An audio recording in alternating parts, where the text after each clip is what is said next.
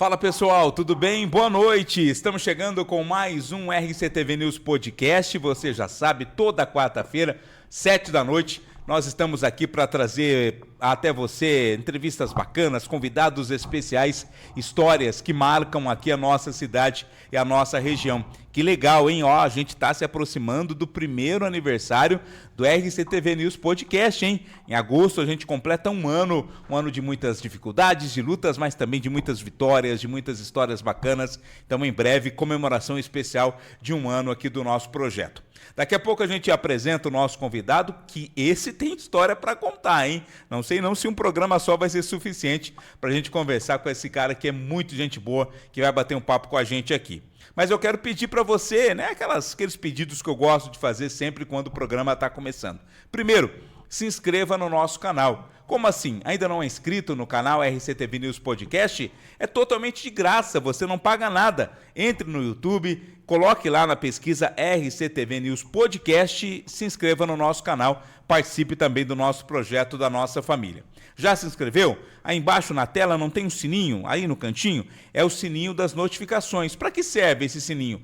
Todas as vezes que uma nova transmissão começar, você vai ser o primeiro a ser avisado. Assim como está começando agora, se você ativar as notificações, você vai ser o primeiro a ser avisado sobre essa transmissão que está começando. E por fim, compartilhe a nossa live. Mande aí no grupo da família, no grupo da igreja, no grupo do futebol, qual seja o grupo que você tem aí no WhatsApp, mande para todo mundo, para que mais gente possa acompanhar o nosso trabalho e curtir o nosso RCTV News Podcast. Comigo mais uma vez, meu amigo e irmão pastor Rubens Cunha. Tudo bem, Rubens? Boa noite, meu irmão. Boa noite, Vladimir. Boa noite a todos vocês. Antes de iniciar o programa, vamos fazer uma oração. Amém. Senhor, meu Deus e meu Pai, obrigado por esse privilégio de estar aqui no programa. Abençoa, Senhor, nossos amigos, parceiros, patrocinadores, a minha vida, a vida do Vladimir e também do nosso convidado. Muito obrigado, Senhor, que possamos fazer um programa muito abençoado. Amém. Amém. Estamos recebendo o Antônio Carlos Angolini, historiador aqui de Santa Bárbara do Oeste, completando 80 anos de vida, mas com muita história para contar. Tudo bem, Angolini? Boa noite, é um prazer tê-lo aqui com a gente. O prazer é meu, eu fico feliz quando tenho a oportunidade de falar, contar um pouco de história. 80 anos, né? O que significa chegar a essa idade, Angolini? É uma alegria. Quando eu olho tudo que eu já vivi, que vivenciei, é uma alegria. Eu falo assim, já vivi bastante, né? Com saúde, graças a Deus. Agora eu estou um pouquinho doente, mas estou maravilhosamente bem. Quando completou 80 anos? Dia 21 de janeiro. 21 de janeiro, 80 anos de vida. 80 anos de vida. A gente vai falar muito sobre a vida do Angolini, mas principalmente sobre a história de Santa Bárbara do Oeste. O Angolini sabe de cada detalhe da nossa história. Eu tenho uma pergunta que eu vou fazer ao longo do programa, né, que é sobre a fundadora, né? Muita gente fala Santa Bárbara é uma das poucas cidades fundadas por uma mulher. O Angolini vai dizer exatamente se a história é essa e como é essa história, mas a gente tem presente para você, viu, Angolini? Deixa eu pegar aqui. Todo convidado que vem aqui, a gente dá um presente. Então, receba aqui, por favor, um presente para você. Pode abrir? Ok, muito obrigado. Por gentileza. Um presente, um mimo aqui da nossa equipe. Que é a lembrança mesmo. Isso. Pode tirar aí o... Pode tirar o plástico? Tirar o plástico. Aí. Que maravilha. Veja aí direitinho. Aqui, pode guardar aqui. Pega aqui. Está gravado. Personalizado. Personalizado. Antônio Carlos Angolini, historiador. Gostou? Isso aí é para você colocar lá. É mais uma lembrança. Recordação, uma lembrança. Conta pra gente, Angolini, antes da história de Santa Bárbara, a sua história, né? Onde nasceu, como chegou aqui à nossa região. Conta um pouco para nós aí. Bom, a minha família é italiana. Sim. Meu avô chegou da Itália, minha avó também, ficaram em Campinas um pouco tempo e já vieram por Caiubi. Então, Antônio Angolini, Luísa Bevilacqua Angolini residiram ali no sítio Pinheirinho. Sim. Mas já vieram com os filhos, quase todos de Campinas. Só certo. Meu pai e minha tia Maria, que nasceu no Caiubi. Certo. Então, praticamente naquele tempo... A gente fala do começo da década de 1900, século 1900. É isso. 1900. Esse aqui é por volta de ele chegou aqui por volta de 1913, 14. Sim, Meu pai nasceu em 18. 18, entendi. Agora, eu depois de uma trajetória, meu avô comprou fazenda em Angatuba, meu pai foi tomar conta, depois minha avó faleceu, ele ficou com um terço da fazenda, depois ele, minha tia e outro sócio venderam lá e compraram em Limeira, outra fazenda, Santo Antônio. Foi lá que eu nasci. Fiquei até os 3 anos e meio.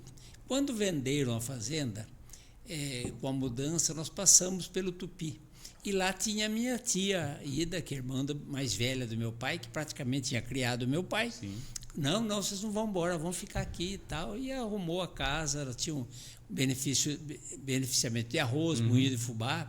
Meu tio conseguiu lá acertar, comprou. E aí, em 49, ficamos estabelecidos no Tupi. E aí começou minha vida aqui, lá de Piracicabano, e logo mais já aqui em Santa Bárbara. O senhor é limeirense de nascimento, piracicabano de residência e barbarense de coração. De coração, né? Tudo. Eu tenho o título de barbarense e tenho o título de cidadão piracicabano. Então, eu sou três cidades. 3 cidades. E como era a região ali? Era só fazenda naquela época, né, São Angolino? Era pequeno. O Tupi foi bem planejado. Né? O Tupi, a Câmara comprou 19 alqueires lá, loteou 6, acertou porque ia inaugurar a estação. E a estação só foi inaugurada porque criou-se o Horto Florestal. Entendi. Foi doado terras para a criação do horto. Então foi montada a estação. E nesse dia 29 de julho de 1922 foi aberto o ramal de Santa Bárbara até Piracicaba. Sim. Porque em Santa Bárbara já tinha inaugurado a estação em 1917. Que vinha de Campinas. Vinha de Campinas, São Paulo. São Paulo. O tronco ferroviário vem de São Paulo, passa pela Vila Americana na época, e lá foi a primeira estação de Santa Bárbara. Porque era Santa Bárbara. Ali. Era em torno dela. Na verdade, é uma história longa, mas não era Santa Bárbara, era Campinas. Era Campinas. Onde a estação estava, pertencia a Campinas. Entendi. Isso foi no acordo da Câmara de Piracicaba, em 1833, que acertou que aquela divisa reta e tal ali não era o Ribeirão Quilombo. E aí que foi a confusão. Santa Bárbara, de fato, assumiu até o Quilombo com a sua estação, em torno da qual surge uma vila que chamou Vila dos Americanos. Mas, na verdade, depois os vila-americanenses brigaram muito e separou mesmo. Entendi. E o senhor falou da linha férrea, essa linha férrea ela vinha de Americana? Não, essa linha vinha de São Paulo e ia embora para... Não passava por Americana? O tronco, não. Não passava. Não passava lá, passa lá. Piracicaba lutou muito para que esse ramal fosse construído. Entendi. Então, em Recanto, foi feita a estação-chave de Recanto, que foi inaugurada em 1916. E aí começou a se construir esse ramal. Então, o trem chegava em Recanto, uma máquina seguia para Piracicaba e a outra continuava firme. O caminho. E aí essa construção chegou até Santa Bárbara em 1917. Mas aí veio a Primeira Guerra, estava confusão, demorou um pouco, e aí retomaram e em 29 de julho de 22 foi inaugurado. Caiu a estação de Caiubi, que pertencia a Piracicaba, a estação de Tupi, a chave de Conceição e a estação de Piracicaba, que é a central lá, grande. Mas o trilho passa ainda ali em Caiubi? Claro que passa ali. Está lá, lá, ainda tem lá, tem a plataforma. O que foi demolida foi a estação. Mas os trilhos já roubaram bastante trilhos, mas ainda tem pedaço.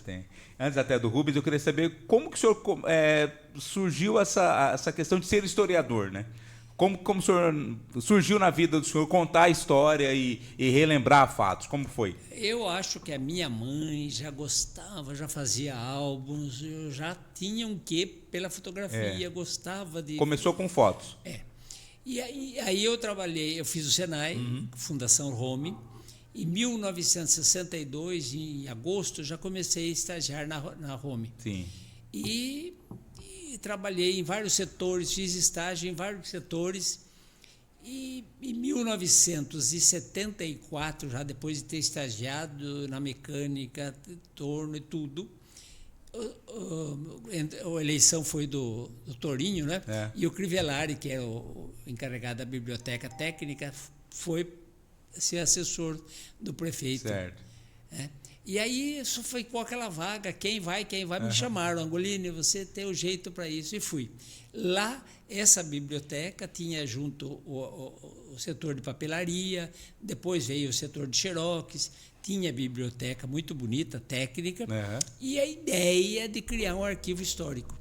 Que o seu Álvares Rome, que é o dono da ideia. Ele lançou no jornal que é de Santa Bárbara, o Jornal do Oeste, em 1964, a ideia de criar-se um arquivo histórico que se preocupasse com a história da Rome, fundação e cidade.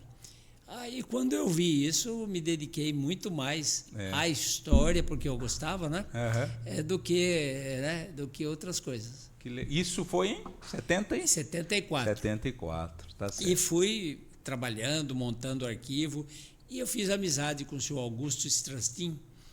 E eu ia toda noite lá, conversava, e ia trocando ideias e pegando material, vendia para ele material, ajudava muito o senhor Strastin. E foi assim que eu fui tomando gosto e conseguindo fotos. Então, quando eu saí da Fundação Rome, aposentei depois de 50 anos de serviço, nós tínhamos 120 mil fotos. Meu Deus. Hoje eu não tenho ideias, mas deve ter chegando já a 140, 150 mil. O senhor se aposentou quando? Eu já parei no dia 20 de novembro de 2012. 2012, faz tempo. Já vou fazer 14 parado. Então. Rubens Cunha. Olha, para mim é uma honra, um prazer receber meu amigo Antônio Carlos Angolini, né? E a gente percebe que histórias é com você. Mas você, quando você foi para Rome, você foi como torneiro mecânico, né? Torneiro mecânico. E aí, praticamente é a primeira profissão sua ou não? Era torneiro mecânico, mas eu não me dava bem com mecânica. Eu já fui para o controle de qualidade. Comecei como torneiro. No controle de qualidade, eu já fui inspecionar tornos prontos. Eu fazia inspeção das máquinas prontas. Então, a gente via se ela funcionava bem, fazíamos o teste de rosquear, né? Fazia o rosqueamento, fazia a medição. E assim eu fui trabalhando, até que então, eu fui em 62, aí estava chegando em 74, quando eu mudei. Mas mesmo antes disso, eu já estava trabalhando no setor administrativo do controle de qualidade. Então, eu já estava meio afastado da área. Depois eu fui trabalhar na sala de metrologia. Depois eu fui trabalhar na metrologia dentro da mecânica. E depois, então, foi assim que eu fui evoluindo dentro da empresa. O senhor Angolini, eu quero que o senhor comece a falar um pouco sobre a história de Santa Bárbara do Oeste, mas eu quero antes trazer um recadinho aqui da Aro Contabilidade, que é o nosso parceiro aqui do RCTV News Podcast. A Aro Contabilidade é uma empresa de vanguarda, atuante e atenta a tudo que acontece no Brasil e no mundo.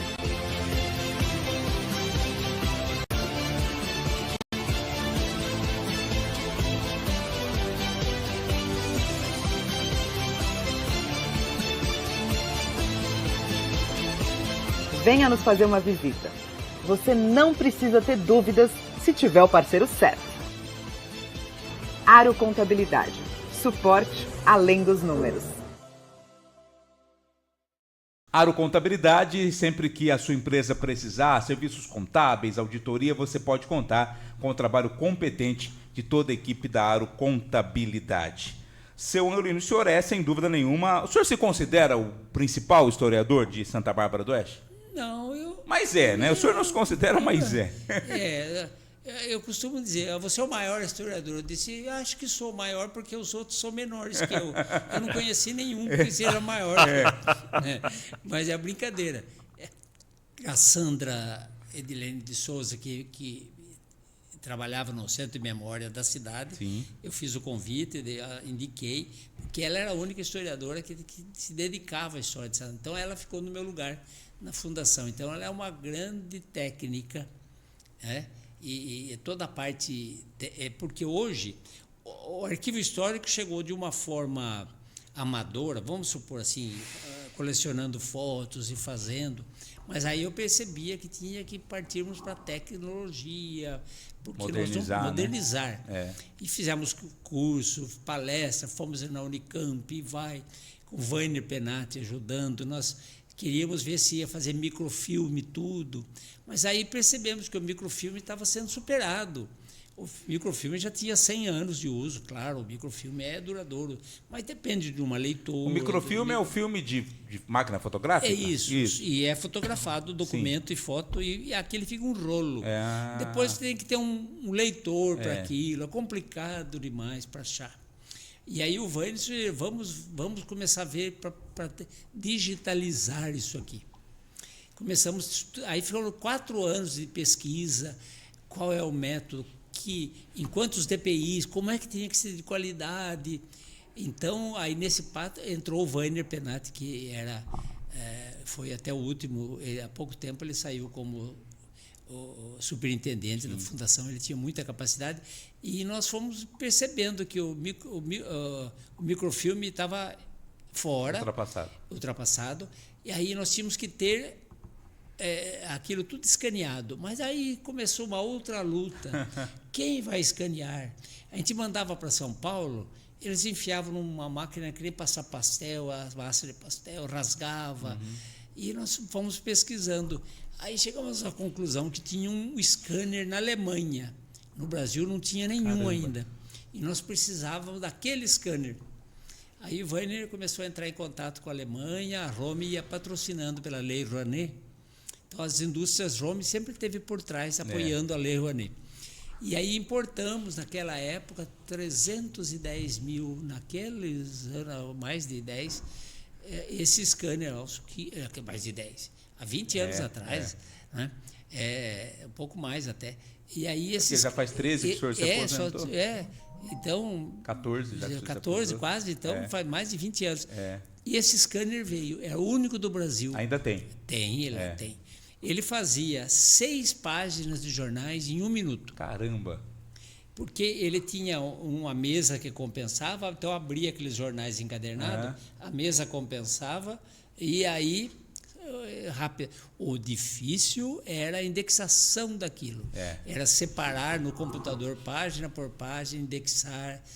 E ainda o sistema OCR, que transformava à noite aquilo em texto. Olha... Porque quando os que me ouvem, escanear é uma imagem. O OCR vai transformar a imagem escrita em texto para que vá para a internet. Nas pesquisas você acha, por palavra, você acha o que procura. Então, quem quiser procurar na Fundação Rome, www.fundacalrome.org.br. Aí vai aparecer várias coisas, escola, tudo, mas aparece o SEDOC, entra no SEDOC, entra depois em jornais, periódicos, Jornal do Oeste, jornal de edição, diário, e todos. Eu me lembro, cortando a conversa, que eu levei umas edições do nosso jornal lá atrás, né, que... hoje é o RCTV News, né? Mas lá atrás, quando nós começamos, em 97 ou 98, eu levei para você as primeiras edições que você tinha pedido. Até eu queria... que eu não tenho mais esses jornais, né? Sumiu. Aonde que fica arquivado esses jornais? Eu me lembro que eu levei para você, lá na Fundação Rome. Fica tudo no SEDOC, tudo em ar-condicionado, tudo... SEDOC é o último prédio, é onde foi o centro médico da Fundação, porque lá tudo é escola hoje, então na João Almeto, o último prédio é o SEDOC. É aberto à população, não? Hoje não é aberto, é para pesquisa, porque é tudo na internet, não é? Tudo que é feito vai para a internet. Então é pesquisar pelo site. Pela palavra, procura no site. Entendi. Aí é que tem... eu brinco assim que um dia eu recebi uma visita e disse, isso aqui é uma maravilha, você vem aqui, põe... Quer ver o seu nome? Como é que é seu nome? Fulano de tal. Vou procurar. Você vê como vai aparecer bastante seu nome aqui. Apareceu uma lista. Primeira delas, devedor na dívida ativa. Eu falei para ele, me desculpa, agora a sua vida está aqui.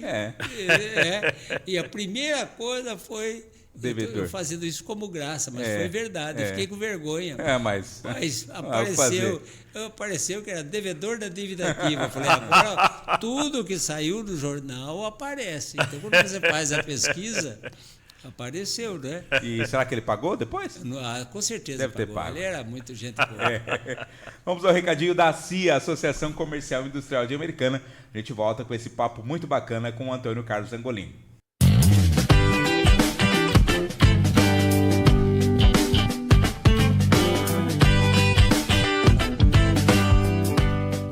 A CIA, a casa do empresário. Se você é empresário, se você é prestador de serviço, se você é MEI e ainda não é associado da CIA, você está perdendo tempo, hein? A mensalidade é baratinha, é mais barata que uma pizza mensal e você tem todos os benefícios da CIA, né, Rubens? É verdade. E agora em agosto vai ter o evento na FIDAN, dia 25, dia 26, dia 27, e a nossa equipe estará presente lá, o RCTV News Podcast. Vamos ter o nosso stand lá na FIDAN, e você já está convidado a visitar o nosso stand lá na Expo Empresas, na CIA, em Americana.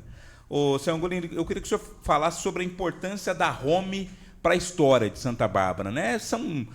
É uma propriedade barbarense as indústrias Home, e não dá para falar da Home sem falar de Santa Bárbara, e não dá para falar de Santa Bárbara sem falar da Home, né? A Home, não dá para falar de Home sem eu lembrar de Emílio Romi. Emílio Romi, diferente do que muitos pensam, não era italiano, ele é brasileiro. É que os pais chegaram da Itália na corrente migratória. Sim. E ele nasceu em São José do Rio Pardo. Ele nasceu lá em 26 de junho de 1895, por aí. Sim. Mais ou menos ali. E depois o pai era maquinista também, trabalhou lá em São José. Teve uma ponte que foi reconstruída, porque depois de inaugurada de ferro, 30 dias depois, uma chuva arrastou essa ponte. E Euclides da Cunha foi contratado como engenheiro para a reconstrução dessa ponte. E o Policarpo Romi trabalhou lá. Só para saber, Euclides da Cunha tinha feito... ele escreveu lá aquele livro Os Sertões, lá numa cabaninha que fica ao lado dessa ponte. Eu estive lá, fotografei. Então, muitas histórias. Mas só que depois desse trabalho, ele foi ser maquinista. E acabou tendo problema que nem pneumonia, coisa. O médico aconselhou que ele voltasse para a Itália. Então, a grande chance do Emílio Romi, brasileiro, foi retornar com o pai, ele ir para a Itália, porque o pai estava retornando para tratamento e para ficar. E na Itália ele fez curso de mecânica, depois trabalhou em empresa como a Bombroveric, e como italiano, filho de italiano teve que servir na Primeira Guerra. Isso. Como mecânico, que ele era, bom mecânico, acabou ficando nas oficinas. E uma das corridas da oficina lá, de levar com moto mensagem, ele sofreu um acidente, e esse acidente foi para o hospital de Farino, lá ele conheceu, acabou sendo tratado por uma enfermeira, linda enfermeira, ele era bonitão também, e aí se apaixonaram, e acabaram depois, terminou a guerra, tudo, ele se casa com a dona Olímpia Gelli, e aí voltam para o Brasil, já com o filho Jordano, mas ficam em São Paulo. Em São Paulo montaram uma oficina, estava indo bem, começou a Revolução de 24. Invadiram a oficina dele, tiraram tudo, perdeu tudo. Começou uma outra oficina que o sócio também deu cano, sumiu. Ele veio embora para Americana. Ele veio trabalhar aqui de mecânico na agência Schultz Del Bem, em Americana. E trabalhou, mas aí veio outra crise, que foi a queda da Bolsa de Nova York em 29. E aí acabou o serviço. Ele emprestou R$2.000 de um vendedor que vendia água na Americana, que era amigo dele, comprou uma malinha de ferramentas e veio para Santa Bárbara. Nesse momento, o enteado dele, Carlos Kitty, tinha chegado na Itália, porque ele não veio junto. porque a mãe era viúva, né? Lá, e ele veio também. Aí vieram para Santa Bárbara, exatamente na rua General Osório, aonde hoje tem a loja 100, que é a saída ali. Sim. Tinha vamos dizer, era um galinheiro, porque eu conversei um dia lá com um senhor que foi o primeiro operário. Eu fui lá numa cidade longe, levar até um relógio da Rome de presentes para ele, e ele lembrou, nossa, eu limpei, estava cheio de piolho. O velhinho sentiu o piolho que tinha onde ele limpou para o Emílio Rome começar a oficina. Ele se lembrou.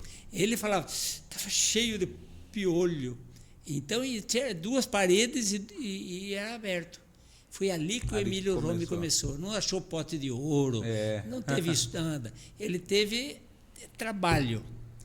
Aí estava dando certo, porque nós tínhamos a usina Santa Bárbara, que era uma grande empresa na época, e Emílio Rome conhecia a modernidade da mecânica na Itália, porque ele trabalhou na Brombo Veric, em outras empresas, teve a guerra. Então, a experiência do Emílio Rome era muito grande. E do enteado Carlos Kitt, então, nem se fala, também o menino cresceu e foi bom. E aí ele vende a casa que ele tinha já conseguido em Americana, e comprou exatamente ali onde pegou fogo hoje a loja, a Casas Bahia. Casas Bahia. Exatamente ali ele montou, ali do lado, e onde é o banco, montou a garagem Santa Bárbara. Aí ele começou a crescer.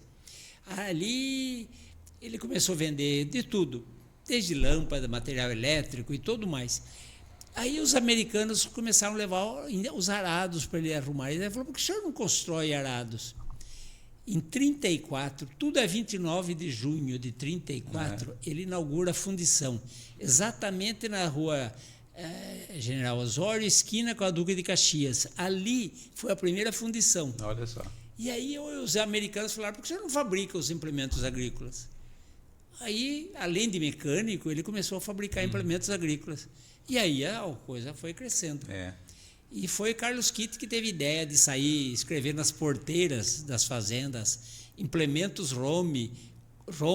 Então, quando a Casa Pernambucana usou a Rome já fazia isso lá nos anos 30. E aí acontece que vem a guerra, Segunda Guerra, complicou demais. De novo, a Rome ficou sem poder importar material, tinha fundição, estava fabricando, mas precisava do aço. Isso. Ficaram quase na falência de novo. Aí eu e o Carlos Kitt falou, por que não fazer um torno? O Carlos era muito inteligente, ousado. Nós temos uma fundição, o torno basicamente é ferro fundido, as colunas, barramento, cabeçote, carro horizontal, transversal, tudo é ferro fundido. Aí começaram a desmontar um torno, começaram a fazer os modelos e lançaram lá em 41 o torno. E foi um sucesso no Brasil, na América do Sul, porque precisava, né? E é interessante, o seu Carlos era um homem muito inteligente e disse assim, começamos a fazer o primeiro torno, mas ninguém vai comprar o torno número 1. Então vamos numerar isso aí como 121. Olha, o primeiro ou 121? Primeiro torno, Por quê? Ele falou, quem que vai acreditar no produto brasileiro número 1, 2? E olha a inteligência dele. Ele, não, vamos numerar 121. E vendeu. E vendeu, daí o 120, 130, 140 e foi embora. E começou a exportar para a América do Sul. Foi assim que a Rome cresceu. Aí, isso era no centro da cidade. Toda a General Osório ali, até a Duque, era a Rome de um lado e outro. E a carpintaria da Rome ficou assim, na Duque, esquina, mas é para baixo, um pouquinho na General Osório, na esquina era a carpintaria. Aí, em 44, ele começa a pensar e monta a Rome Matriz, que aí começa a construir aqui embaixo. E aí ele acaba pondo lá, emprestando dinheiro e construindo, começando a Rome Matriz. Aí a Rome explodiu. Eu tenho um irmão que trabalha na Rome, o Valdir, ele se aposentou na Rome e está até hoje na Rome. E eu percebo nele, percebo em todo mundo que trabalha na Rome um orgulho de ter trabalhado na Rome, né? As pessoas têm orgulho de dizer que trabalharam na Rome, né, Sangolini? Eu continuo dizendo que eu sou romilhano. Então. Até embaixo d'água. A Rome é uma empresa especial, maravilhosa, foi muito boa. Hoje Hoje eu tenho amizade lá com todos, com o presidente, com tudo, e ela é de uma modernidade agora impressionante, impressionante. E hoje nós temos fábrica Romy na Alemanha, sabia? A Romy tem uma fábrica e grandes produtos de lá, a própria Romy daqui compra máquinas especiais fabricadas pela Romy na Alemanha. Que legal. Era uma fábrica que a Alemanha tinha há mais de 150 anos. Virou Romy. Virou Romy. Vamos ao recadinho do restaurante Dona Maria. Daqui a pouco a gente volta para continuar conversando com o Antônio Carlos Angolini. Comida de mãe deliciosa e temperada com muito amor e sabor? Você encontra lá no restaurante Dona Maria. São diversas opções de pratos frios e quentes, preparados com aquele carinho que só a Dona Maria tem. Atendimento de primeira e uma sobremesa maravilhosa. Restaurante Dona Maria. Comida de mãe saborosa e com preço bem pequenininho.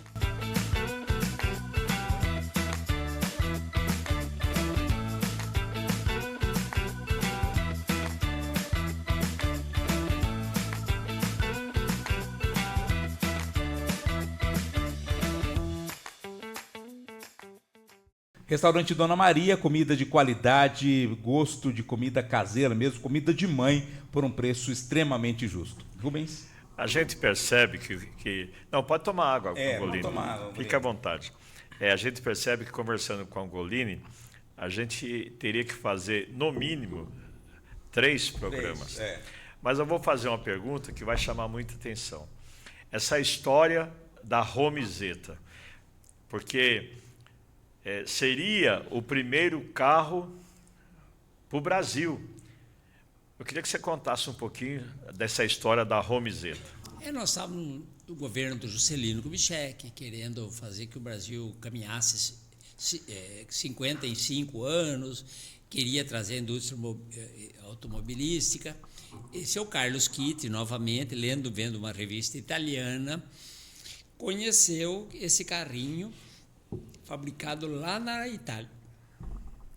Ele convence o seu Emílio a embarcar, ir para a Itália e pedir autorização para fabricar aqui aquele carrinho. E foi até, inclusive, isso foi... quando o Emílio embarcou, que foi a primeira vez que o seu Emílio passou mal, quase morreu já na viagem. Tudo navio. Ou já era avião? Não, era avião. Já era avião. Já avião.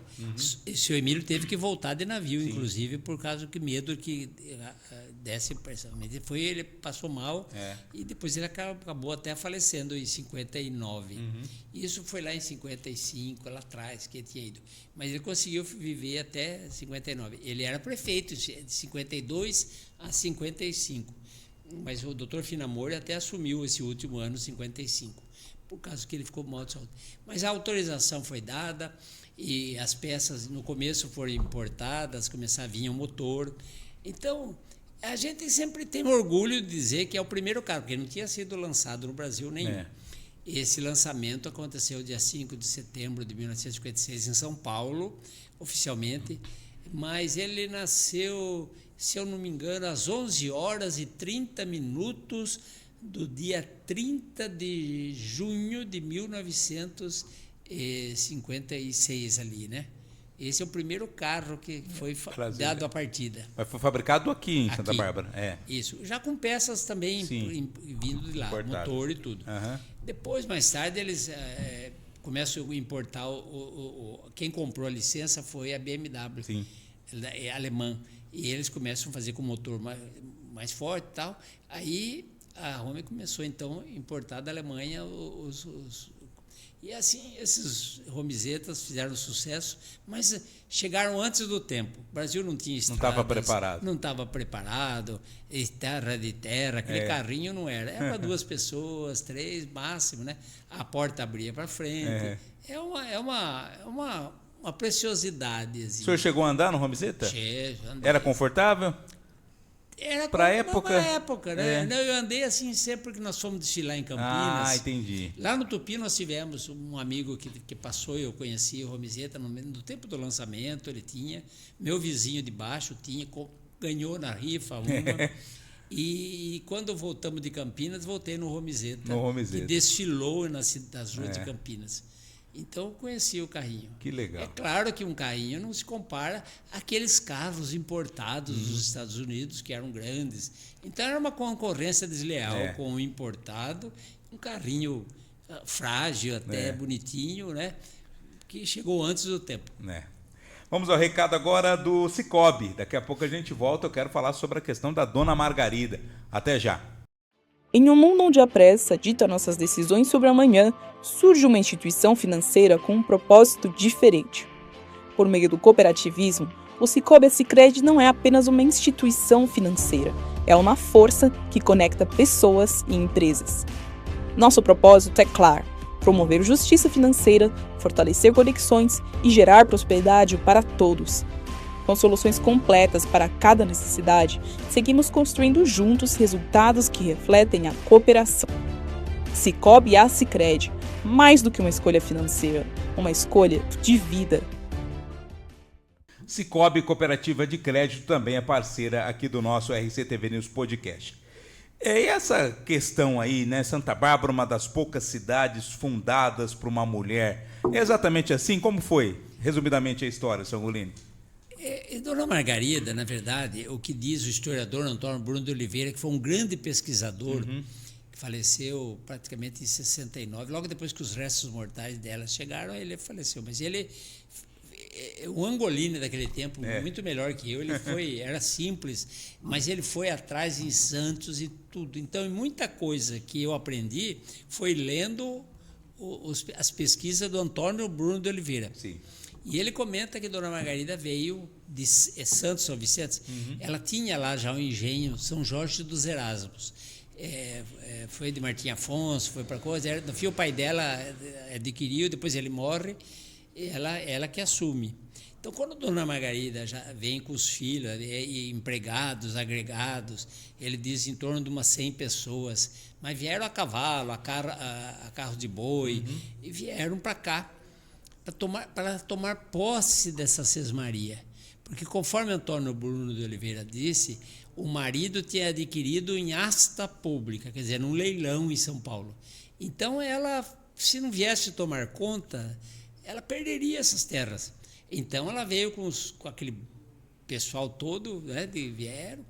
E quando ela chega aqui, já tinha, por exemplo, no Ribeirão dos Toledos, o engenho da família Toledo, né? E Diogo de Toledo. Daí ela compra esse engenho do Diogo de Toledo, porque esse mapinha eu vi no Museu Marta Watts, em Piracicaba, lá tinha um mapinha feito à mão e estava escrito engenho de Dona Margarida, comprada de Diogo de Toledo. Então, só por isso que eu aprendi. Então, mas pertencia a quem? Esse do Diogo Toledo pertencia a que município? Não existia nada. Estava dentro da sesmaria dela ali. O que é uma sesmaria? É um pedaço de terra que a coroa portuguesa distribuía para os amigos da corte. De graça? Muitas vezes de graça. Por exemplo, a ama, a não sei quem, vamos dizer... Desculpa o palavra, mas os puxa-saco muitas vezes recebiam, né? Agora, alguns tinham que eles compravam também, né? Mas esse aqui já era de uma segunda mão. O marido comprou num leilão em São Paulo, né? E ela vem, toma conta, ela não ficou muito tempo aqui, não. Uns 2 anos. Mas foi o suficiente para que ela se estabelecesse perto da Rome, aqui embaixo, no comecinho da Avenida São Paulo, por ali. E era o engenho, a casa, e pediram para fazer uma igreja. O povo não tinha médico, não tinha nada, mas teria que ter fé. Aí ela doou, então, lá no centro da cidade, uma faixa de terra, que é a praça hoje, Coronel Luiz Alves, né, e Rio Branco, são 2 nomes. E ela fez uma pequena capela. E aí, então... essa capela, inclusive, vai ter uma exposição muito grande no final desse ano aqui. O pessoal da igreja está trabalhando para levantar toda a história. E o que torna a Dona Margarida fundadora é exatamente porque ela doou um pedacinho de terra para a igreja. Porque, veja bem, célula máter, a célula mãe, essa célula não pertencia mais às terras dela. Ela não tinha mais controle. Automaticamente abriu-se a rua Santa Bárbara, Dona Margarida, a General Osório, a Prudente Moraes. Começou a abrir ruas e ela foi vendendo relotes, surgiu a pequena vila de Santa Bárbara. Então, mas ela doou uma terra que não era dela? Era dela. Da igreja? Era a Sesmaria da fazia Dona parte Margarida. dela. Era a Sesmaria dela, que o marido comprou em leilão. E por isso que ela é fundadora, porque ela que deu a condição para surgir a cidade. Entendi. Porque depois quem ficou aqui? Os filhos. O filho, Capitão Graça Martins, que a Rua do Meio era Capitão Graça Martins. Mas eles poderiam ser eles os fundadores. Mas quem assinou a escritura e desmembrou a célula máter, célula mãe, o do centro, foi ela. Foi ela. Ela é a fundadora, que deu a condição para surgir a vila. E ela ficou pouco tempo? Pouco tempo, voltou para Santo São Vicente, é bem na divisa. Sim. Existe hoje as ruínas ainda do engenho São Jorge dos Erasmos, fundado lá por Martim Afonso. É uma longa história lá. Então, ela já era senhora de engenho. E os restos mortais dela vieram para cá? E era do cemitério da Consolação. Lamentavelmente, há pouco tempo venderam as terras lá. O cemitério, ninguém foi lá, mas tinha um vereador nosso, estava acompanhando, quando vimos, desmanchou, venderam. Levaram embora. E quando, em 67, o Antônio Bruno conseguiu trazer, através do Laios, ele que queria fazer essa campanha, foram buscar os restos, mas, sabe, 100 anos lá na terra, o que tinha? Trouxeram uma poeirinha, umas coisas, não tinha nada. Foi mais simbólico. Foi simbólico. E foi, então, no dia 4 de dezembro de 67 que inaugurou-se o monumento que tinha na praça. A frase até foi... Tá bonita, quando demoliu a fonte, demoliu o monumento também que era. E aqueles restos mortais que eram simbólicos sumiu. Misturou com... Mas depois foi feito um outro simbólico e está lá nos pés do monumento de Dona Margarida, do busto. E o senhor falou de 4 de dezembro, mas o aniversário da cidade é devido a essa data? Não. Ou curiosamente foi no mesmo dia? Não, porque como a cidade não teve um dia como ela fundou, quando ela fez a capela, a gente fica... Por bem, o dia do aniversário da cidade, o dia de Santa Bárbara pela Igreja Católica é 4 de dezembro. Então instituiu-se Santa Bárbara, fica como fundada em 4 de dezembro de 1818. Ela chegou em 17, mas a capelinha acho que ficou pronta um ano depois. Antes dela ir embora, inaugurou a capelinha de barro batido, taipa de mão. E assim foi que começou a cidade. Rubens? Olha, eu vejo aí o Angolini uma memória extraordinária, né, com 80 anos. Eu queria só entender, eu sei que você falou lá atrás, tinha Santa Bárbara do Oeste, e por que falava Vila Americana? Quer dizer, Americana estava como se fosse uma vila aqui, quer dizer, Santa Bárbara na frente. Eu queria que você pudesse explicar isso aí. Não, mas vamos ver aqui. O senhor sabe que tem uma rivalidade grande entre Americana e Santa Bárbara. É isso que eu vou explicar. Olha, de fato e de direito.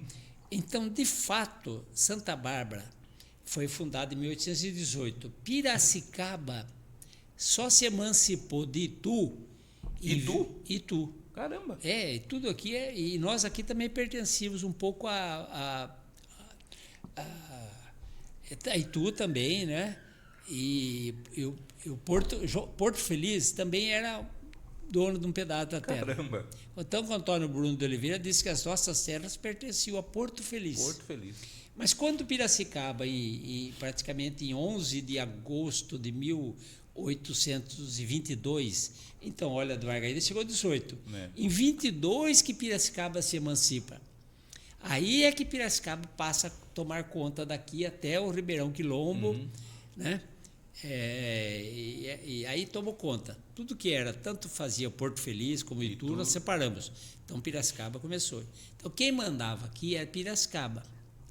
A Câmara de Piracicaba, eu vi lá, eu li. A Câmara de Piracicaba, o vereador um dia propôs com Campinas acertar as divisas. Só que em vez de deixar o Ribeirão Quilombo, como era natural, ele propôs uma linha reta, partindo da Foz do Quilombo, uma linha reta. Então, mais ou menos aonde estava a estação ali, do Quilombo, uns 2 quilômetros mais ou menos, pertencia a Campinas. Nossa. Bom, Então, por isso que eu falo que é de fato e de direito. Mas, de fato, Campinas não ligou. Quando o tronco ferroviário passou, a estação de Santa Bárbara foi lá perto do Quilombo. Certo. E Santa Bárbara assumiu. E começou em torno da estação uma vila. Que falavam, a vila, aí tem muitos americanos, porque tinha muitos americanos. É a Vila dos Americanos. Então, Santa Bárbara tomava conta. Mas quando a vila cresceu, os vila-americanenses perceberam que tinha esse acordo de Piracicaba, quando era Piracicaba que mandava, que aquele pedaço não era de Santa Bárbara, era de Campinas. Foi por isso que essa rivalidade até hoje. E essa briga foi... Vai longe ainda. Mas verdadeiramente a estação estava em território de Campinas. Então, de fato, nós assumimos. Mas de direito, não podemos assumir. Então, Antônio Carlos Angolini acaba de dizer aqui que a Americana veio de Campinas e não veio de Santa Bárbara. Então, Santa Bárbara não é mãe de Americana, é Campinas. É isso, Angolini? Não, mas é que começou mesmo. Quem começou, por isso que eu falo, de fato foi Santa Bárbara. Ela que começou, foi indústrias daqui para lá, o pessoal daqui mudou para lá. Então, os barbarenses que foram os primeiros a chegar lá. Mas a terra era de Campinas. Aquele pedaço da estação. Um pedaço é Santa Bárbara, mas um pedacinho perto do rio pertencia a Campinas, aonde estava a estação. Quando a vilinha começou a crescer, imagine quanta gente esperta, né? Aí começou. Tanto que já em 1904 já aprovou distrito e tal, e cresceu. Em 24 a Americana se emancipa para parar com a briga. Mas essa dor de cotovelo continua até hoje. Vai longe. Vamos ao recadinho da Brilinox. Daqui a pouco a gente volta para falar sobre a questão política, um pouquinho da história política também de Santa Bárbara com o nosso querido Antônio Carlos Angolini.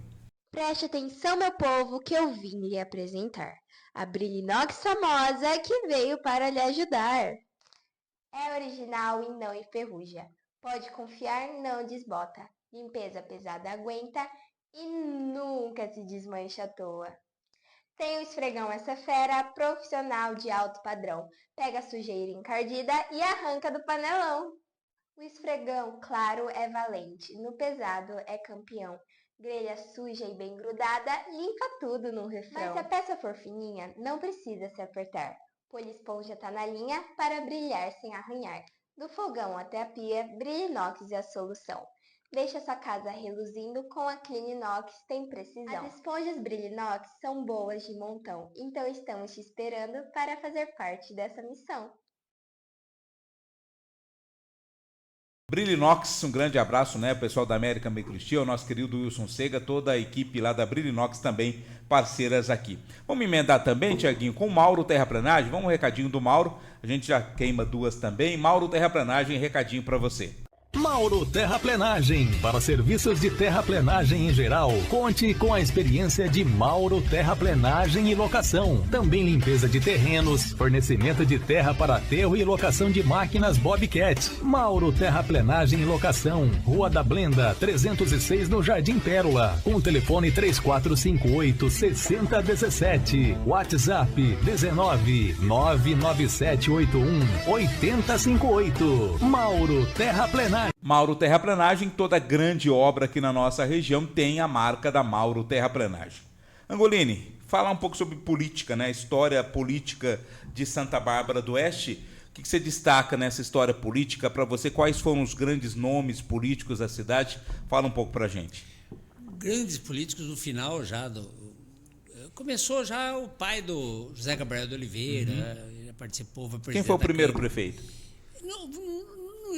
Eu quero que vocês entendam. Era intendente. Ele era o presidente da Câmara. Sim. Era o poder acumulado. Não era prefeito. Tá. Então, um grande espaço, nós não tínhamos prefeito. Sim. Era o presidente da Câmara com os dois poderes, sim, executivo e legislativo. Entendi. E o pai do José Gabriel de Oliveira seria considerado, então, o primeiro. Hoje ele empresta o nome àquela pracinha em volta da escola José Gabriel sim, de Oliveira. Ele foi o primeiro prefeito, porque ele era o intendente, ele era presidente da Câmara. O José Gabriel de Oliveira, filho, depois dele, foi um grande político, astuto e tal. E foi ele mesmo que propôs até a criação do grupo, aquele grupo escolar, Aquele grupo tem uma história que bonita. tem o nome dele. Hoje tem o nome dele. Mas aquilo é uma história à parte para contar aquilo. A Câmara comprou o terreno da família Batalha. A família Batalha disse que foi desapropriado. É aquela confusão que até hoje não sabia se pagou ou não pagou. Mas aquela faixa era tudo do Batalha. E a Câmara começou a construir, a prefeitura, em 1902. Mas não acabou o dinheiro, não tinha dinheiro. Então, de 1902 ficou parado a construção até 1912. Aí o Estado assume e termina o grupo José Gabriel, o grupo escolar Santa Bárbara. Sim. Grupo porque nós tínhamos pela cidade várias escolas reunidas, assim, pequenas comunidades. Tinha a escola do professor Isso, da Câmara. Aí então reuniram todas lá no grupo escolar Santa Bárbara. O José Gabriel de Oliveira faleceu em 1938. E aí conseguiram dar o nome dele para o grupo escolar. Mas era isso. Então, o grande político, então, tanto o José Gabriel de Oliveira e tudo mais. Depois eu vou perceber que com tudo que eu estudei, nós vamos ter o Plácido Ribeiro Ferreira, que conseguiu verbas do Estado para canalização da água, que ele foi buscar lá no Rio Piracicaba e tudo mais. É uma história que eu não entendi até hoje, porque ele foi buscar lá, até entendo, eu sei por quê. Ele levou energia, porque a bomba tinha que tocar, era sítio dele, era a fazenda dele e tudo. O Emílio Rome, quando assume, fala, não, pera um pouquinho, ele tinha que trocar toda a adutora, porque já a cidade tinha evoluído. Isso. Eu falei, eu não vou gastar essa fortuna, não, o Ribeirão dos Soledos dá conta. E ele dizia que não dá. O Emílio Rome que tira de lá e faz uma represinha aqui, no Ribeirão dos Soledos, e consegue fazer. Aí nós vamos ter outros prefeitos, foram aumentando. Um grande prefeito que tentou resolver esse problema da água, o Braulio Pio, ele conseguiu autorização, quando passou a SP 304, o Braulio queria fazer uma represa, onde é hoje o condomínio lá, o Roberto Romano, sim. Ali seria uma grande represa. E a nossa Câmara e mais políticos já não autorizaram. Então, nós seríamos uma grande atração turística hoje, uma represa. Então, Braulio Pio foi uma primeira pessoa que pensou em resolver o problema da água. Graças a Deus, o prefeito José Maria, Álvaro, depois fizeram outras represas lá em cima, e então continuam aumentando. Então, Santa Bárbara tem a melhor água, porque não é poluída, mas Braulio Pio queria ter feito uma grande represa isso lá já atrás. Ele seria um homem que já teria ficado mais para a história, mas Emílio Rome também fez muito. Ele fez ampliação, a ETA 1, que é na Avenida Monte Castelo, a água vinha lá em 1940, estava construindo. Em 41, maio de 41, foi inaugurado a água vindo do Rio Piracicaba. Mas Emílio Rome falou, isso aí vai ser poluído, água ruim. Olha que visão, Não, hein? Visão ele tinha muito. Vamos pegar aqui do Toledo, dá sim. E deu. E foi assim. E depois Emílio Rome constrói aquela torre maior da ETA 1 na Monte Castelo, foi o Emílio Rome.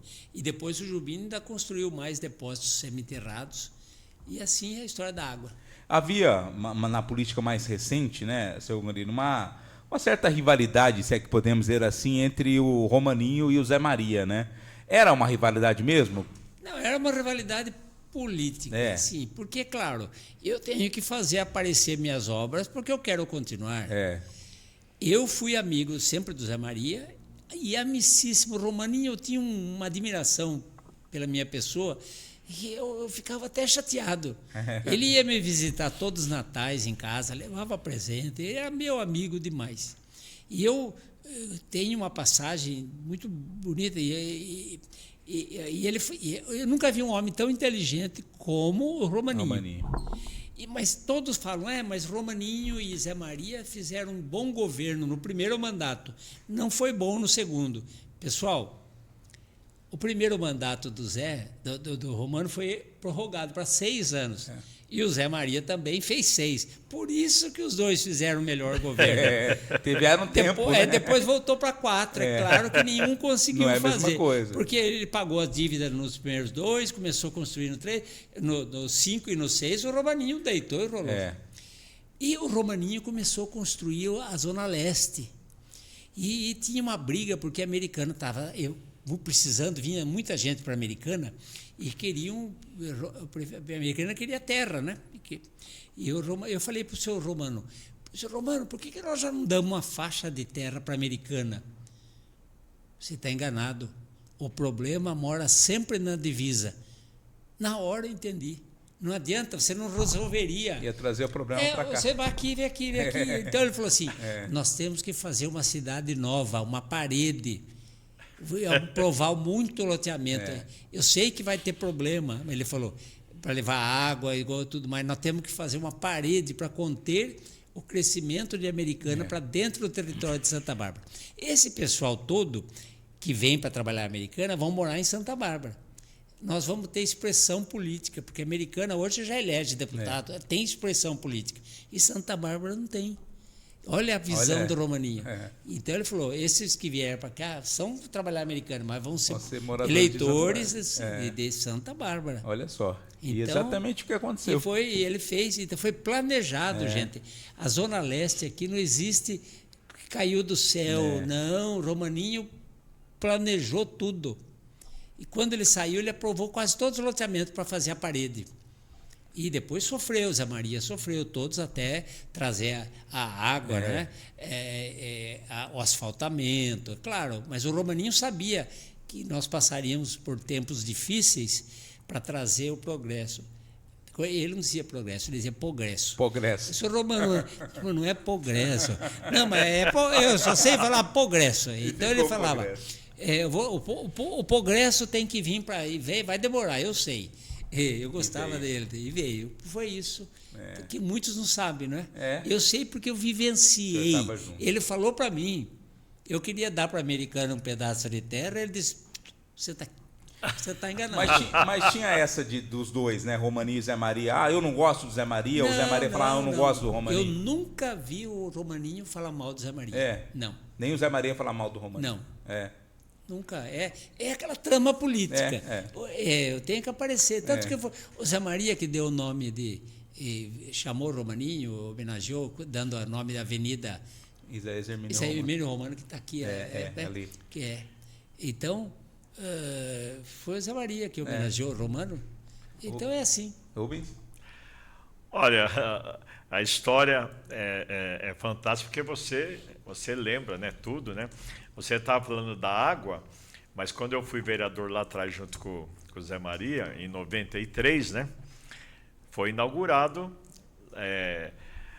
inclusive ninguém acreditava naquela época, porque são 30 e poucos anos, foi na época do Zé Maria, né, que foi inaugurado a represa, né, uma represa lá, você se lembra disso, e até as pessoas, mas por que inaugurar isso? E agora...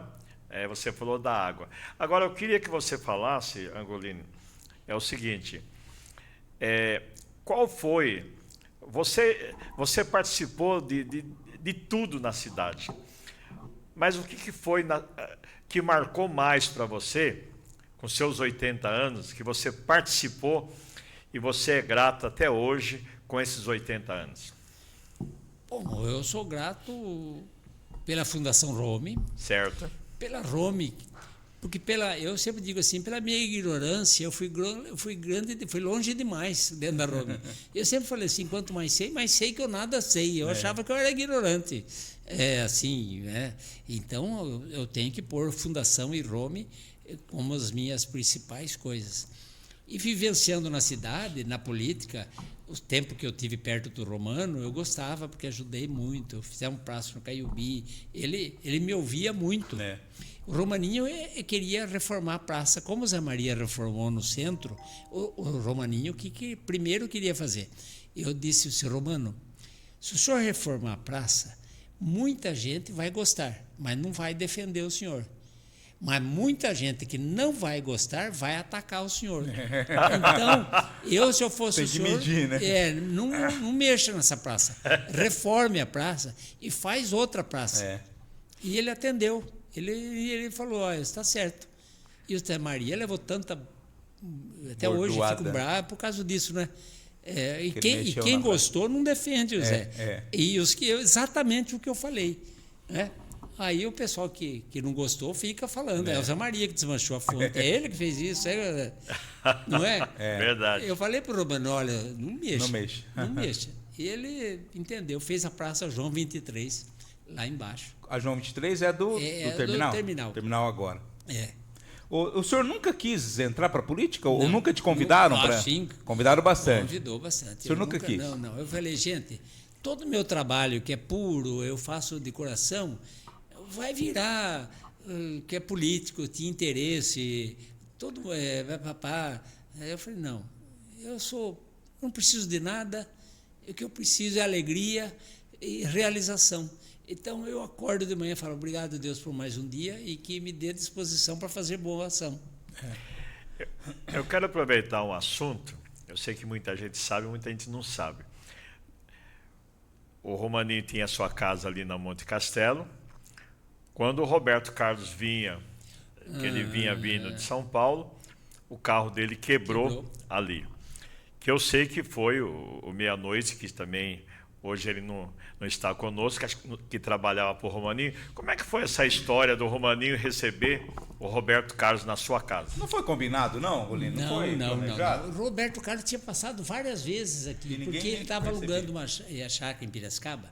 Eu me lembro que eu morei aqui na casa do Stefanel. O Stefanel era um amigo que foi criado pelas avós, e um dia ele estava descendo à noite, 10 horas lá da namorada, né?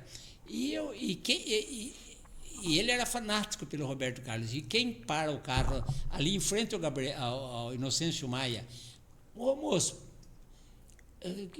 a saída para Piracicaba. É o Roberto Carlos. Ele ficou sem voz. É o Roberto Carlos aí. O senhor não pode dar uma folga. Não, mas a saída para Piracicaba é aqui. E com a esposa, né? Ele estava com a esposa aqui. E aí, então, ele vinha sempre. Muitas vezes ele passou. E esse dia ele quebrou, o carro quebrou.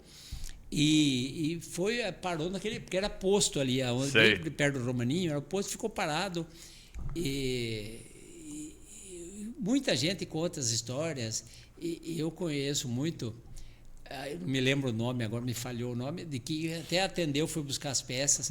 E o Romaninho, quando percebeu o movimento, também foi lá e falou para ele, olha, senhor Roberto, eu estou com a minha casa aí, eu sei que o senhor vai ser assediado, está com a mulher, quer ir para a minha casa.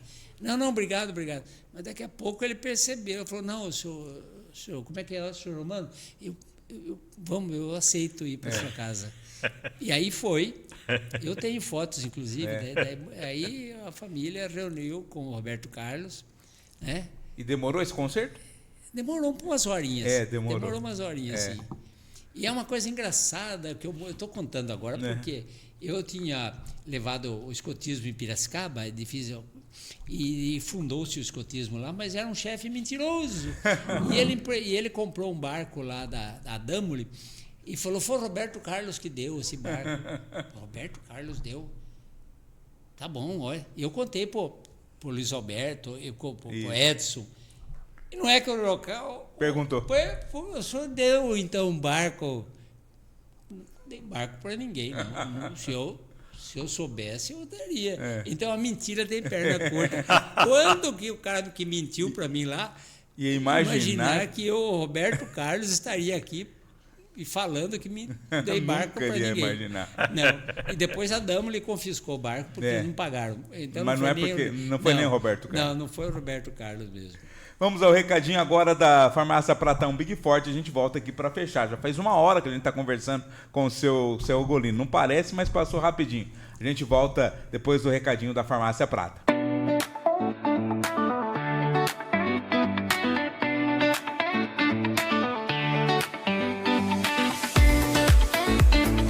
Sabe aquela farmácia que atende você com um jeitinho especial, como se fosse da família? É a Farmácia Prata 1 Big Forte. Aqui, além de produtos de qualidade e atendimento de primeira, tem promoções. Aqui você se sente em casa. Vem pra cá, Farmácia Prata 1 Big Forte fica na Avenida da Indústria, 650, no Jardim Pérola. Passa por aqui.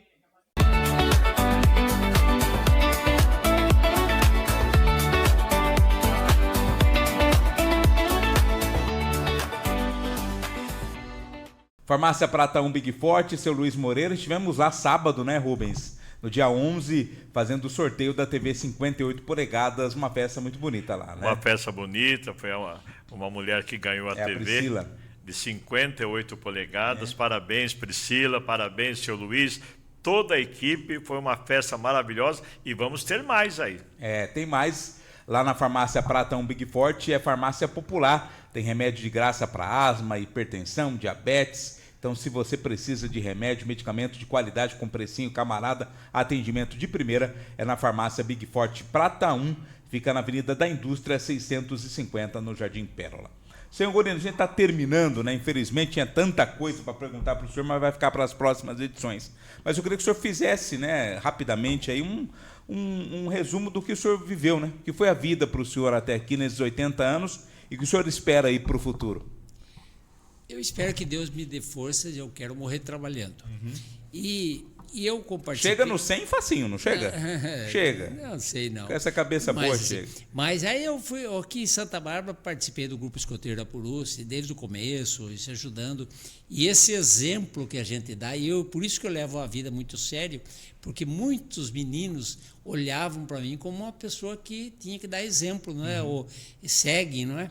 Então, isso eu levo muito a sério, a boa ação diária. Eu faço bastante boas ações, não tenho interesse nenhum, eu quero viver feliz, como eu fui feliz nesses tantos 80 anos. Então, eu acho que se alguém quer ser feliz, tente fazer o outro ser feliz. Faça boa ação. Isso é o que é o encontro com o paraíso, com a coisa. É se viver bem. Quem pensa só em si, não vai ter uma felicidade. Quem pensa mais no outro, né? E no próximo. E quem é o próximo? O próximo é o mais próximo, começa na casa. Seja bonito, bom para a sua mulher, para os seus filhos, para os seus parentes e vizinhos. E isso é a bondade. A pessoa boa não é só boa na rua, tem que ser boa dentro de casa, para a família. Então é isso que eu digo, a felicidade se encontra nesse jeito de viver bem. O senhor, a esposa do senhor ainda é viva? Eu sou solteiro, nunca casei. Nunca casou? Não. É mesmo? Um homem bonito desse nunca quis casar. Fui noivo até, tudo, mas não... Não deu certo. Eu sempre envolvido com tantas coisas. Não deu tempo. Não deu tempo, não. Eu tive apaixonado por algumas, mas depois casou, e assim foi. O Zé Maria fala muito sobre a época ali na praça, que tinha os moços que iam cortejar as moças ali. Faziam tipo rapidinho, como que era? Era assim, os moços viravam horário e os homens, a mulher acho que é horário, o homem anti-horário. E ficava isso. Se cruzando. Isso não era um costume só de Santa Bárbara, porque isso veio da Europa. Isso já era um costume na Europa, eu li isso aí. E depois, aqui Capivari, todas as cidades, Piracicaba, todos faziam isso aí. Era costume que os estrangeiros trouxeram. Então, e saíram casamentos desses encontros. Os encontros para namorar era aqui. E para sair aqui do encontro tinha que estar de terno, viu? Tinha vestido a caráter. Tinha que estar de paletó. Você não chegava numa mulher assim, mal vestido, cabeludo, não era assim, não. Eu lembro muito da praça, do Cine Santa Rosa, dos cinemas, são muitas histórias, o Cine Monte Castelo. Eu participei da inauguração do ginásio, do busto do Coronel Luiz Alves, de Dona Margarida, enfim, eu participei de tudo. Desde jovem eu já vinha muito para a Rádio Brasil. Rádio Brasil. Logo que inaugurou, já conheci ela aqui na frente da Igreja Presbiteriana, e eu já vim ver a Rádio Brasil. Olha então, só. Tinha um palquinho na frente da sala. Eu conhecia tudo. Tem muita coisa. A gente vai ter que trazer de novo, né, Rubens? Não vai ter porque não tem coisa que... Não tem nada que ele não participou. É verdade. Não tem. Se a gente puxar na parte de esporte, ele começou lá do SESI e outros. É tanta história. Então, eu queria que você pudesse fazer, olhando nessa câmera aqui, né? Falasse algo assim para os seus amigos, que são milhares, né, para a população, não só de Santa Bárbara, mas de toda a região, nessa Câmara, por favor. A despedida de todos vocês, muito obrigado pelo convite. Eu espero que vocês assistam e gostem E que mandem perguntas para um próximo programa, um outro, daqui uns meses. O ano que vem eu volto e falarei mais sobre a história dessa querida cidade de Santa Bárbara.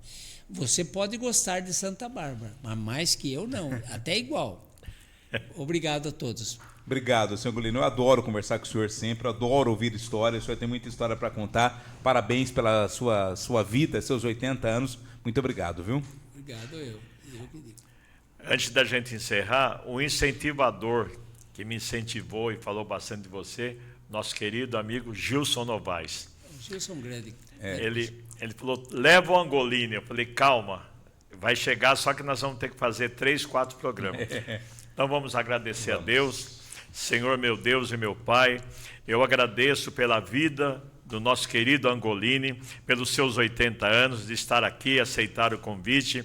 Senhor, abençoa a vida do Vladimir, a sua família, a minha vida, a vida também da minha família, dos amigos, patrocinadores, apoiadores, também aqui do Tiago, do Marcelo, a todos vocês. Muito, mas muito obrigado por esse programa. Amém. Amém. Obrigado, Rubens, obrigado, Angolini, obrigado ao Tiago, obrigado ao Marcelo, toda a nossa equipe. Quarta-feira que vem, 19h, a gente está de volta com mais um RCTV News Podcast. Uma excelente noite, uma grande semana para você.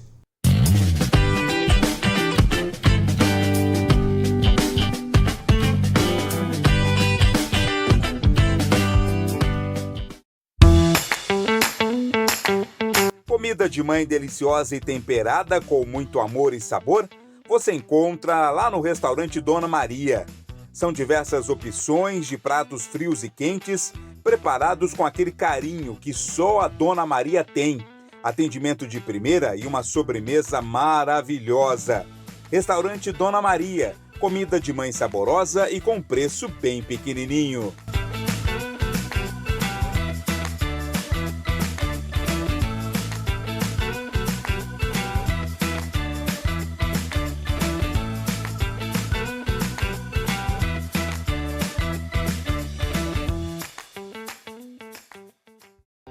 A Aro Contabilidade é uma empresa de vanguarda, atuante e atenta a tudo que acontece no Brasil e no mundo.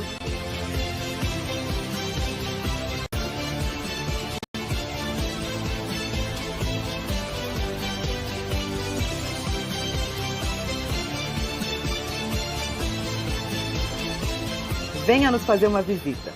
Você não precisa ter dúvidas se tiver o parceiro certo. Aro Contabilidade. Suporte além dos números. Preste atenção, meu povo, que eu vim lhe apresentar. A Brilinox famosa que veio para lhe ajudar. É original e não enferruja. Pode confiar, não desbota. Limpeza pesada aguenta e nunca se desmancha à toa. Tem o esfregão essa fera, profissional de alto padrão. Pega a sujeira encardida e arranca do panelão. O esfregão, claro, é valente. No pesado é campeão. Grelha suja e bem grudada, limpa tudo num refrão. Mas se a peça for fininha, não precisa se apertar. Polisponja tá na linha para brilhar sem arranhar. Do fogão até a pia, Brilinox é a solução. Deixa sua casa reluzindo com a Cleaninox, tem precisão. As esponjas Brilinox são boas de montão, então estamos te esperando para fazer parte dessa missão.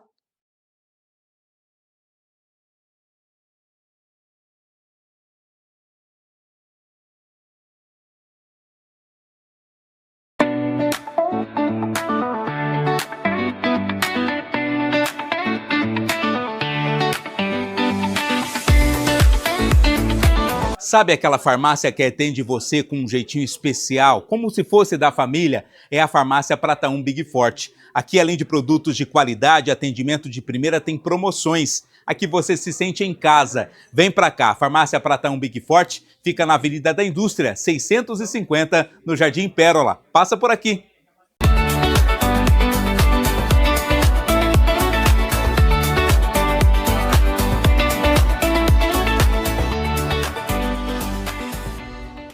Mauro Terraplenagem. Para serviços de terraplenagem em geral, conte com a experiência de Mauro Terraplenagem e Locação. Também limpeza de terrenos, fornecimento de terra para aterro e locação de máquinas Bobcat. Mauro Terraplenagem e Locação, Rua da Blenda, 306 no Jardim Pérola. Com telefone 3458-6017. WhatsApp 19 99781 8058. Mauro Terraplenagem.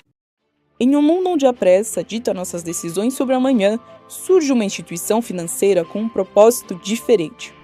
Por meio do cooperativismo, o Cicobi Sicredi não é apenas uma instituição financeira, é uma força que conecta pessoas e empresas. Nosso propósito é claro: promover justiça financeira, fortalecer conexões e gerar prosperidade para todos. Com soluções completas para cada necessidade, seguimos construindo juntos resultados que refletem a cooperação. Cicobi Sicredi, mais do que uma escolha financeira, uma escolha de vida.